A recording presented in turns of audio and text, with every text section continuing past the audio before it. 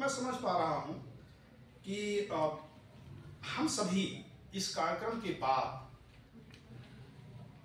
अपने आप को न्यूनाधिक या अधिकाधिक बेहतर करने की कोशिश करेंगे। जो अभी तक नहीं थे उसमें कुछ जुड़ जाएगा। इस अर्थ में ये कार्यक्रम यादगार होने जा रहा है। पूर्वोत्तर भारत के ऊपर मुझे बात रखने के लिए यहाँ आमंत्रित किया गया है। अभी थोड़ी देर पहले ऐसे ही बातचीत में चर्चा हो रही थी। मैं हिंदी क्षेत्र का हूँ, संत कबीरनगर जनपद, आप ही लोगों के बीच में गोरखपुर। लेकिन जब पूर्वोत्तर में मैं गया तब वहां रह करके जाना कि हिंदुस्तान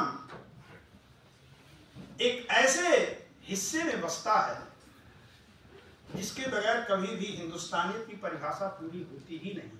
हालांकि अब धीरे धीरे काफी विद्यार्थी और शिक्षक और विद्वान जो पूर्वोत्तर के बारे में जानते समझते हैं, वो अब इस चीज को समझने लगे हैं। एक समय था वो नहीं समझ पा रहे थे, क्योंकि वो कभी वहां गए नहीं, कभी उस जीवन को जिया नहीं, कभी उसको देखा नहीं, तो नहीं समझ पा रहे थे। लेकिन समय का अंतराल, पीढ़ियां बदलती हैं, मनुष्य बदलता है, हमारी सोच बदलती है, तो फर्क आया है।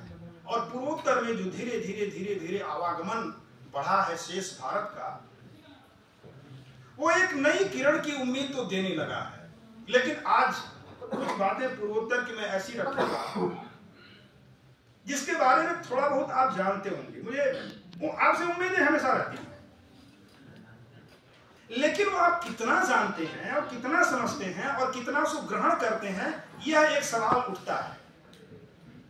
और ये सवाल हमेशा बने रहना चाहिए। सवाल कभी खत्म होने मत कीजिए। अपने प्रति भी और लोगों के प्रति भी सवाल हमेशा बनते रहने चाहिए। मैं पूर्वोत्तर के बारे में कुछ बातें जो रखने की मेरी बहुत दिली इच्छा है। जैसा कि विषय बड़ा स्पष्ट है और बड़ा गंभीर विषय है,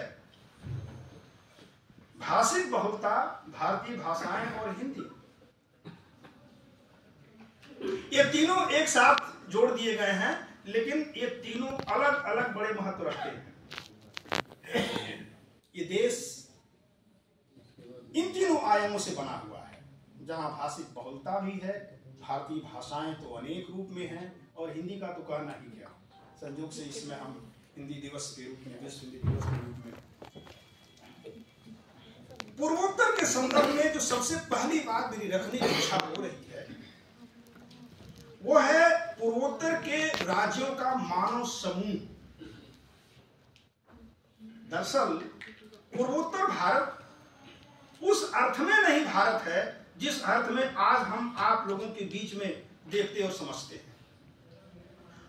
वहां का जो मानव समूह है वो कालक्रम के हिसाब से 4 मुख्य मानव समूहों से निर्मित है। आस्ट्रिक, मंगोलियन, आर्यन और द्रविड़। आस्ट्रिक, मंगोलियन, आर्यन और द्रविड़, इन 4 मानव समूहों से धीरे धीरे धीरे धीरे धीरे धीरे विकास क्रम में निर्मित होता चला आया।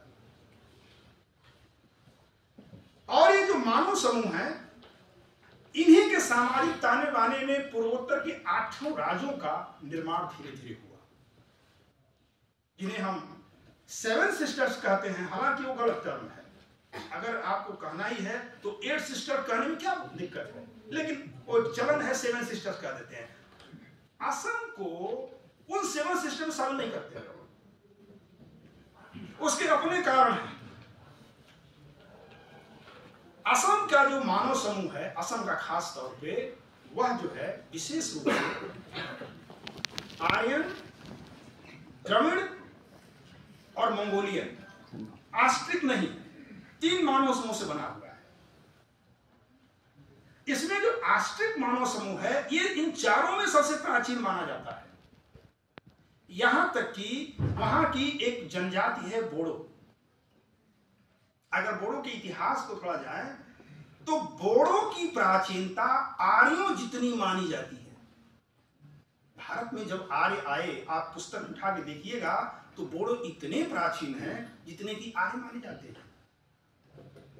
और वो बोडो असम के मूलतः नहीं है, असम के मूलतः वो नहीं है, वो दक्षिण तिब्बत से है। जो बोडो की मूल जो वहां की उत्पत्ति है दक्षिण तिब्बत से, फिर धीरे धीरे वो असम में आए और बस गए। बोडो के बाद वहां पर एक और मानव समूह है जिसको हम लोग कहते हैं अहोम जाति, जो 1200 लेकर 1700 शासन किए। अहोम भी असम के नहीं थे मूलतः, वह भी दक्षिण चीन से माने जाते हैं, दक्षिण चीन से शान प्रजाति से। शान प्रजाति एक थी जो कि धीरे धीरे धीरे माइग्रेट करते हुए असम में आती है। 1200 से लेकर 1700 ईस्वी तक उनका शासन होता है। फिर उसके बाद ब्रिटिश काल शुरू हो जाता है। आस्ट्रिक जो जिसकी चर्चा हमने की, यह खासकर मेघालय में केंद्रित होती है। मेघालय जिस राज्य से हम जुड़े हुए हैं, जहां पर हमारा शिक्षण कार्य हो रहा है, और वो आस्ट्रिक है। वो आस्ट्रिक खास तौर पर उनकी अपनी भाषा थी, और भाषा इतनी प्राचीन मानी जाती है कि ऐसा मानते हैं कि हड़प्पा मोहनजोदड़ो से लेकर बर्मा तक उस समय की भाषा प्रचलित थी, आस्ट्रिक भाषा। तो ये जो भाषा के निर्माण की प्रक्रिया है, ये इन जनजातियों के बीच में धीरे धीरे आरंभ होती है। और इनका जो सामाजिक ताना बाना है, इस पर विशेष रूप से मैं फोकस होना चाहता हूं। सामाजिक ताना बाना जिस अर्थ में हम आपको भारतीय ताना बाना कहते हैं, उस अर्थ में तो बिल्कुल है ही नहीं। जिस सामाजिक ताने बाने में हम जी रहे हैं, जिस सामाजिक ताने बाने की छाया या संस्कार या निर्माण हमारा हुआ है, वहां बिल्कुल नहीं, एकदम भिन्न है। उसके कारण है, यह बात स्वीकार करनी ही पड़ेगी कि पूर्वोत्तर के जो कुछ देश, जैसे मैं कुछ देशों का नाम ले लूं, थाईलैंड, बर्मा, चीन, तिब्बत और मध्यकाल में मंगोल की जो अपने क्षेत्र रहा है, ये करीब करीब 5 देशों का, अगर तिब्बत को मान लें तो इन 5 देशों की जो संस्कृति रही है, जो समाज रहा है, जो भाषा रही है, जो जीवन पद्धति रही है, वही पूरे पूर्वोत्तर में असम को छोड़ करके पूरे पूर्वोत्तर के निर्माण के मूल कारण में है। असम भी पूर्वोत्तर का है, लेकिन असम क्यों नहीं शामिल हुआ, इसके बड़े गहरे कारण हैं। हालांकि असम एक ऐसा राज्य है जिसमें एक दो नहीं, लगभग 28 प्रकार की जातियां जनजातियां मिलती हैं, लेकिन असम को मूलतः जनजाति प्रांत नहीं माना जाता है। असम को जनजाति प्रांत नहीं मानते हैं। क्योंकि मैं आता जाता रहता हूं असम में, थोड़ा बहुत मैंने देखा है, तो मैं समझ सकता हूं कि असम को जनजाति प्रांत क्यों नहीं माना जाता है। असमिया भाषा की जो लिपि है वो पूर्वी नागरी लिपि है। अब यहां से समझिए लिपि कैसे एक कल्चर को पूरी तरह से बदल देती है, उसका एक उदाहरण असम के ले सकते हैं। उसकी लिपि पूर्वी नागरी है, और ये जो पूर्वी नागरी है ये बांग्ला का भी लिपि है। केवल भाषा वैज्ञानिकों ने 2 वर्णों को छोड़ करके लगभग सारी बांग्ला लिपि असमिया लिपि है, केवल 2 वर्ण उसमें भिन्न है। इसके साथ एक है विष्णुपुरिया मणिपुरी, वो भी पूर्वी नागरी लिपि में लिखी जाती है। तो लिपि एक वजह बन गई, लिपि एक वजह बनी। दूसरी चीज ये है कि जो अहोम जाति आती है, जो 1200 से लेकर 1700 तक शासन करती है असम में, उसने बदल दिया पूरी तरह से असम के कल्चर को, असम के ढांचे को बदल दिया। बोडो जनजाति थी, लेकिन अहोम जनजाति नहीं थी। वो शान जो चीन से आए थे, वो जनजाति प्रकृति के नहीं थे। वो शासन सत्ता के चलाते वो जनजाति ढांचे में नहीं रह गए, तो बदल गया। और फिर दूसरी बात कि पूर्वोत्तर में जैसे ही हम प्रवेश करते हैं, जैसे ही पूर्वोत्तर, जिसको चिकन नेक कहते हैं, एक आप भारत के नक्शे को देखें तो चिकन नेक जो है भारत के नक्शे दिखाई पड़ेगा, पतला सा, उसको चिकन नेक ब्रिटिश काल दे दिया गया।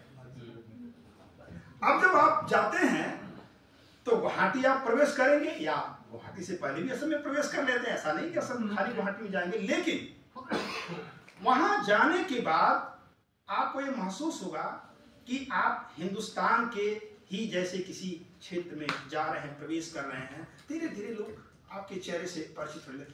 लेकिन जब गुवाहाटी से आगे बढ़ते हैं, जैसे ही गुवाहाटी से आगे बढ़ेंगे पूरा माहौल बदल जाएगा। माहौल इस तरह से बदलेगा कि जिससे आप बात करेंगे वो आपकी भाषा नहीं समझने वाला, जिससे आप मिलेंगे वो हो सकता है कि आपके चेहरे की भाषा से, हाव भाव से कुछ चीज समझ जाए, लेकिन कुछ पल्ले नहीं पड़ने वाला। भाई उनकी भाषा अलग है, उनकी पहचान अलग है, उनके चेहरे का ढांचा अलग, सब अलग हो जाता है।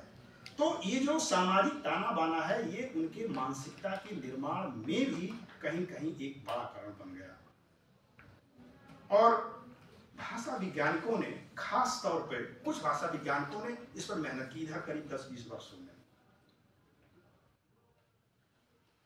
मेरा थोड़ा बहुत अध्ययन इस निष्कर्ष पर पहुंचता है कि अंग्रेजी में अधिक गंभीर काम हुए।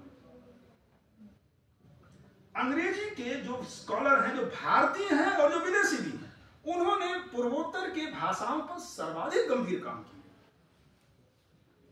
फिर मैं कहूं कि दोनों तरह के, वो विदेशी विद्वान भी हैं अंग्रेजी भाषा में और भारतीय विद्वान भी, लेकिन जो भाषिक निर्मिति है वह भी देवनागरी से कोई तालमेल नहीं खाती है। सर हमारे सम्मानित सर बैठे हुए, वो भी अच्छी तरीके से जानते होंगे कि भारत की जो भाषा निर्मिति है, जो ध्वनियां हैं, वो कमोवेश पूरे हिंदुस्तान में आपको मिल जाएंगी। वो राजस्थानी में भी मिल जाएंगी, वो बांग्ला में भी मिल जाएंगी, असमिया में मिल जाएंगी, देवनागरी अपने हिंदी क्षेत्र में तो है ही, लेकिन जब पूर्वोत्तर में जाएंगे दुनिया बदल जाएंगी। यहां तक कि पूर्वोत्तर के बहुत सारे ऐसे शब्द हैं जिसका उच्चारण करना आपके लिए टेढ़ी खीर होने वाली है। टेढ़ी खीर की मुहावरा बन गया, शायद उससे भी ज्यादा टेढ़ी हो लगे आपको, बहुत कठिन है। उसका कारण है कि चाइनीज लैंग्वेज जिस तरह से पूरे विश्व में कठिन भाषाओं में मानी जाती है, वैसे ही कठिन पूर्वोत्तर की भाषाओं को बोलने में कठिनाई होती है। हमारे विभाग में विद्यार्थी, असम के बहुत सारे विद्यार्थी हैं, अरुणाचल के बहुत सारे विद्यार्थी हैं, वो सब आते हैं। उनके नामों का उच्चारण करने में हम लोगों को पसीने छूट जाते हैं, नहीं कर पाते हैं। कई बार उनसे बुलवाते तो नाम बताओ, वो बोलते भी हैं कि सर मेरा ये नाम है, और हम लोग नहीं बोल पाते हैं। तो ये जो भाषा है और उनकी ध्वनियां हमारी ध्वनियों से बड़ी सूक्ष्म है। मैं नहीं कह रहा हूं कि हमारी ध्वनियों में महीनीपन नहीं है, ऐसा नहीं है, लेकिन हमारी ध्वनियों से भी अधिक महीन ध्वनियां उनकी ध्वनियां। क्यों? क्योंकि उच्चारण की कठिनाई की वजह से ध्वनियों को और ज्यादा बारीक करना, उच्चारण चूंकि करना है तो उसी हिसाब से ध्वनियों का निर्माण करना पड़ेगा, और उनकी ध्वनियां बारीक हो गई। लिपि की समस्या मैंने कभी कभार चर्चा की है आपसे। मैं आज के व्याख्यान में सबसे मुख्य अपनी तरफ से जो समस्या रखना चाहूंगा वो लिपि ही है। और लिपि की समस्या केवल एक लिपि की समस्या नहीं है, केवल एक भाषी क्षेत्र की समस्या नहीं है, केवल 7 राज्यों की भाषा समस्या नहीं है, ये पूरे राष्ट्र की समस्या से जुड़ी है। क्यों? क्योंकि जैसा कि मैंने कहा कि असम प्रांत केवल एक लिपि की वजह से उन 7 राज्यों से बिल्कुल अलग आ गया, इसे पूर्वी नागरी मिल गई। लेकिन पूर्वोत्तर में कुछ ही ऐसी जनजातियों की भाषाएं हैं जिनकी अपनी लिपि है, जैसे नेपाली। जाहिर सी बात है नेपाली की तो लिपि। इसके बाद लिंबू एक लिपि है, लेप्चा है वहां की, नेपाली, निम्बू, लेप्चा, भटपाली एक भाषा है जाति। तो उनकी लिपि देवनागरी लिपि मिलती है, मणिपुरी। लेकिन अधिकांश जनजाति भाषाएं हैं वो वहां की अपनी लिपि नहीं है, वो रोमन लिपि है। और रोमन लिपि क्यों है उसके पीछे अपने कारण है। ब्रिटिश काल के आरंभ से ही 300 वर्षों का जो लगभग हमारा ब्रिटिश पीरियड रहा है, उस ब्रिटिश काल में ईसाई मिशनरियां बड़ी संख्या में पूर्वोत्तर में पहुंचती है, बड़ी संख्या में, और पूर्वोत्तर में पहुंच करके उनको ट्रांसफॉर्म करती हैं। ट्रांसफॉर्म करने के उनके अपने मकसद रहे, हम सब किताबों में पढ़ते हैं और जानते हैं। उसमें बहुत उनके 2-3 मकसद बड़े साफ थे। एक तो ईसाई धर्म में कन्वर्ट करना है, उनको जो है अपने शिक्षा दीक्षा के अंतर्गत करना है, उनको भाषा देनी है, उनको ज्ञान देना है अपने तरीके से, और लिपि भी अपनी दे देनी है, और दिया भी उन्होंने। 1894 ईस्वी में खास तौर पे प्लूबिन एक विद्वान हुए, उन्होंने मीजो को अपनी एक रोमन लिपि दी, मीजो भाषा को। इस तरीके से आप खासी देखेंगे, उसकी भी रोमन लिपि है, गारो जाएंगे उसकी भी रोमन लिपि है, और बाकी जितनी जनजातीय भाषाएं हैं कमोवेश सब में रोमन लिपि की ही प्रधानता बनी हुई है। लेकिन अब इधर एक नई समस्या खड़ी हो गई है। बड़े देर में अब हमारे हिंदी या देश के विद्वान जगह हैं, उनकी बड़ी बेचैनी है कि पूर्वोत्तर की लिपि देवनागरी क्यों है, रोमन लिपि क्यों है, देवनागरी क्यों नहीं। सवाल यह है कि देवनागरी आपकी क्यों, केवल देवनागरी लिपि थोपने के लिए आप देवनागरी देना चाहते हैं, और रोमन लिपि जो सैकड़ों सालों से उनकी अपनी लिपि बनी हुई है, जो उनके अभिव्यक्ति का माध्यम है, वह क्यों नहीं। तो इधर संगठनात्मक कुछ प्रयास होने लगे। संगठनात्मक प्रयास जब मैं कह रहा हूं तो समझ जाइए कि ये सरकार के द्वारा प्रायोजित संगठनात्मक प्रयास। और इसमें परेशानी क्या हुई है कि देवनागरी लिपि के बहाने कुछ और अपना वहां देना चाह रहे हैं, देवनागरी लिपि के बहाने कुछ और वहां पर आप लागू करना चाह रहे हैं। इस चीज को पूर्वोत्तर के लोग समझने लगे। ये देना है हिंदी भाषा, देना है देवनागरी लिपि, प्रचार करना है हिंदी का, लेकिन पीछे मकसद कुछ और है, और वो इनकार करने लगे। वो इनकार करते कहें नहीं। वो आप सोचिए कि पूर्वोत्तर में देवनागरी कहीं कहीं तो है, लेकिन पूरा पूर्वोत्तर इस चीज को लेकर सजग हो गया है कि मुझे देवनागरी नहीं चाहिए, मुझे रोमन लिपि ही चाहिए। आप पूर्वोत्तर में जाइए, किसी भी आप स्टेट में चले जाइए, आपको अंग्रेजी की सबसे पहली प्रधानता मिलेगी। जितना वो ज्यादा सम्मान अपनी भाषा का करते हैं, शायद आज की तारीख में उससे कहीं ज्यादा सम्मान होने नहीं करते। सम्मान का मतलब प्यार, यहाँ भाषा का सम्मान तो अलग ही, लेकिन क्या करते हो अंग्रेजी से। एक टैक्सी ड्राइवर से जाइए, वो अंग्रेजी में धड़ल्ले से बात कर लेता है। बाजार में जाइए अंग्रेजी मिल जाएगी, सड़क पे जाइए अंग्रेजी मिल जाएगी बोलते हुए। लेकिन आपकी अपनी भाषा जो आपको प्यारी है, जिसको हम लोग हिंदी यहाँ कहते हैं, वो अगर जाइए तो वहां पर आपकी अपनी भाषा से प्यार करने वाला वहां का कोई नहीं मिलने वाला। हाँ, संयोग से कोई मिल गया आपका अपना बोलने वाला, तो बात अलग, बड़े खुश हो जाएंगे कि भोजपुरी बोलने वाला मिल गया, प्यार से बतवा लेंगे, लेकिन वो नहीं मिलेगा आपको वहां पे। तो आज पूर्वोत्तर भारत में जो राष्ट्रीयता की बात बहुत अक्सर चल रही है, मैं आपसे कहूं कि पूर्वोत्तर भारत में राष्ट्रीयता एक नाजुक मुद्दा है, और उसके पीछे भाषा एक कारण है, उसके पीछे लिपि भी एक कारण है। लिपि हम थोप नहीं सकते, और ये जो ब्रिटिश ईसाई मिशनरियां पूर्वोत्तर में गई, उन्होंने कुछ बड़े अच्छे काम किए, बड़े अच्छे काम किए, और इसीलिए आज पूर्वोत्तर उनके लिपि को, उनकी भाषा को, उनके कल्चर को भी, तीनों चीजें एक साथ जुड़ गई, भाषा भी, लिपि भी, उनका कल्चर भी, वो छोड़ने को बिल्कुल तैयार नहीं है। क्योंकि प्रारंभिक शिक्षा पूर्वोत्तर की जनजातियों के बीच में जो प्रारंभिक शिक्षा हुई उसको वो शुरुआत ईसाई मिशनरियों ने की। यहां तक कि व्याकरण, अब सोचिए कि जब अपनी लिपि ही नहीं होगी तो व्याकरण क्या होगा। व्याकरण बहुत सामान्य किस्म का व्याकरण है, और जो व्याकरण भी है वो रोमन व्याकरण है। जाहिर सी बात है कि लिपि अगर रोमन लिपि है, अंग्रेजी भाषा है, तो व्याकरण भी उसी का होगा, वो व्याकरण भी वही है। लेकिन उन लोगों ने प्रारंभिक व्याकरण निर्माण का कार्य किया और बड़ा ऐतिहासिक महत्व का कार्य उसको माना जाएगा, छोटा मोटा काम नहीं है। आगे चल करके इधर कुछ कोश निर्माण भी हुए, और इस कोश निर्माण में व्यक्तिगत प्रयास भी हुए, लेकिन संगठनों की भी भूमिका रही। जैसे केंद्रीय हिंदी संस्थान ने इधर करीब अनुमानतः 10 वर्षों के भीतर कोश निर्माण का प्रयास गंभीरता से किया। कुछ कोश निर्माण अच्छे हुए हैं। त्रिभाषा कोश निर्माण, मतलब हिंदी, अंग्रेजी और वहां की जनजाति भाषा।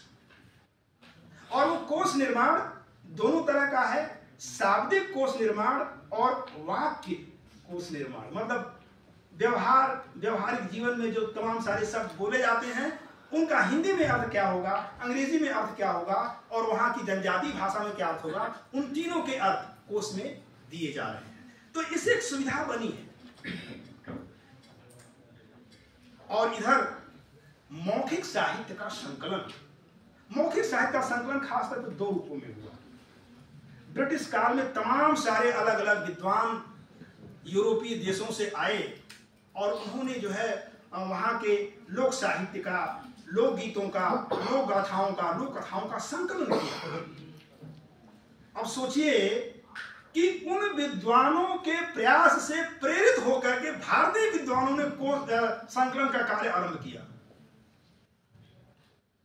मेरी जानकारी में ऐसा एक भी उदाहरण नहीं है जो पूर्वोत्तर के मौखिक साहित्य को संकलित करने के लिए किसी भारतीय की तरफ से पहले प्रयास किया गया हो, किसी भी तरह। यहाँ हमारे पूर्वोत्तर के शिक्षक और विद्वान जो कि लंबे समय तक पूर्वोत्तर में रहे हैं, प्रभात जी, वो भी इस बात को बेहतर समझते हैं कि इतिहास की पुस्तकों पढ़ेंगे, सारे मौखिक साहित्य का संकलन सबसे पहले विदेशी यूरोपीय विद्वानों ने ही आरंभ किया। चाहे लोकगीत हो, चाहे वो लोक कथाएं हो, चाहे अन्य विधाओं की रचनाएं हों। अब जो भाषा इस समय हमारे पूर्वोत्तर में निर्मित हो रही है उसके 2-3 फोकस हैं, 2-3 केंद्र हैं। वही केंद्र ही बचाए हुए हैं पूर्वोत्तर के भाषिक संरचना को। उसमें एक है व्यापार। व्यापार इसमें बहुत बड़ा है पूर्वोत्तर में, व्यापारिक आदान प्रदान, और उससे भी बड़ा बाजार। जैसे कि और बाजार जो बहुत हाई फाई किस्म के बाजार डेवलप हो रहे हैं वो नहीं, वो बिल्कुल नहीं। वो तो उसकी तो अपनी प्रकृति है भाषा की। जो बड़े बाजार हैं वहां अंग्रेजी भाषा ज्यादा चलती है, वहां मार्केट लैंग्वेज चलती है इंटरनेशनल। लेकिन जो टिपिकल बाजार हैं, लोकल बाजार हैं, छोटे छोटे बाजार हैं, वहां पर भाषा का निर्माण बड़े अलग तरीके से होगा। क्यों? क्योंकि खास तौर पे जो ग्राउंड रूटेड लोग हैं, श्रमिक वर्ग के लोग हैं, छोटे छोटे व्यवसाय करने वाले जो लोग हैं, वे जो है बाजार में जा करके भाषा का निर्माण कर रहे हैं। सोशल मीडिया बड़ी भूमिका निभा रही है। और इस तरीके से देखा जाए तो हिंदी की जो बीच में भूमिका है, वो हिंदी की भूमिका असल में अभी भी वो संपर्क भाषा जैसी ही है। संपर्क भाषा के रूप में कह दिया जाए तो फिलहाल ठीक ही होगा। हमारे पास एक पर्ची आई है, उसका ध्यान रखना है। लेकिन सवाल अस्मिता का है, जैसा कि अक्सर उठता है। मैं कहता हूं समानांतर अस्मिता का होना चाहिए, केवल अस्मिता नहीं, समानांतर अस्मिता। और समानांतर अस्मिता का मतलब है जैसे आप यहां पर मौजूद हैं अपनी आइडेंटिटी के साथ, वैसे ही पूर्वोत्तर की आइडेंटिटी होनी चाहिए।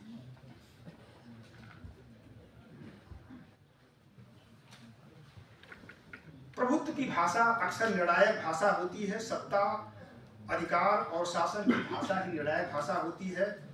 स्वीकृति उन्हीं की मिली रहती है जिसको बदलने की आवश्यकता है। एक भाषा वैज्ञानिक हुए सुनीति कुमार चटर्जी। सुनीति कुमार चटर्जी ने पूर्वोत्तर की भाषाओं की चर्चा की है, लेकिन उस स्तर के भाषा वैज्ञानिक हमारे बीच में अब नहीं है जिसकी मांग पूर्वोत्तर भारत करता है। और समूचा पूर्वोत्तर एक ऐसे देश का क्षेत्र है, जब मनमोहन सिंह सरकार थी तो उस समय एक नारा बड़ा चला था, लुक नॉर्थ ईस्ट। धीरे धीरे वो नारा भी खत्म हो गया। इस समय जो सरकार है वो नारा तो नहीं दे रही है, लेकिन नॉर्थ ईस्ट की तरफ कुछ ज्यादा ही ध्यान है, उसका अपना नजरिया है। अरुणाचल प्रदेश को हम लोग कहते हैं उगते हुए सूरज की भूमि, तो भौगोलिक एक कारण हो गया, लेकिन सही आपसे बताऊं कि पूर्वोत्तर भारत में अभी सही अर्थों में सूर्योदय होना बाकी है। इन्हीं शब्दों के साथ मैं भी बात